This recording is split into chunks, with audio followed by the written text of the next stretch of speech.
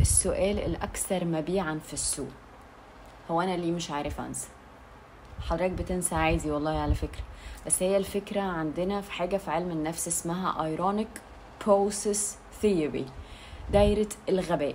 بمعنى إن حضرتك ممكن تصحى من النوم ويومك يبقى عادي جدا ونسيت الموضوع أو نسيت الشخص، ومرة واحدة تيجي في نص اليوم كده إيه ده أنا بجد نسيت، أنا جامد، وترجع تعيد الفايل من أوله، لأن العقل ما بيشتغلش تحت ضغط. وحضرتك لازم تبقى واعي للنقطة دي، إنه إحنا بننسى عادي على فكرة، بس الفكرة إن هو ما بيجيش تحت ضغط. فأنا كل شوية بقى أصغر الفايل ومرة واحدة أروح مكبره تاني وهكذا، فأنا مش عارف أخلص. وعلى فكرة عادي جدا إن إحنا ننسى، بس هي الفكرة إن أنا برجع الفايل تاني. فلما تلاقي نفسك ناسي ما تعملش إيه ده أنا جامد، فهيرجع تاني.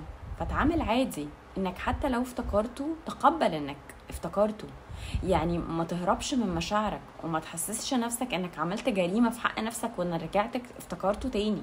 يعني اتعامل مع نفسك، اتعامل مع عقلك على اكنه انسان واعي زيك بتكلمه، يعني مش حاجة غبية. هنا هو ده اذكى مني واذكى منك وبياخد اوردر في الاخر، هو بياخد امر منك، فتعامل معاه على اكنه انسان فاهم، مش انسان غير واعي وكمان بتضغط عليه ان هو ينسى، لان هو كده كده هينسى، بس اديله وقته واحترمه. يعني لو احترمته هينسى على طول.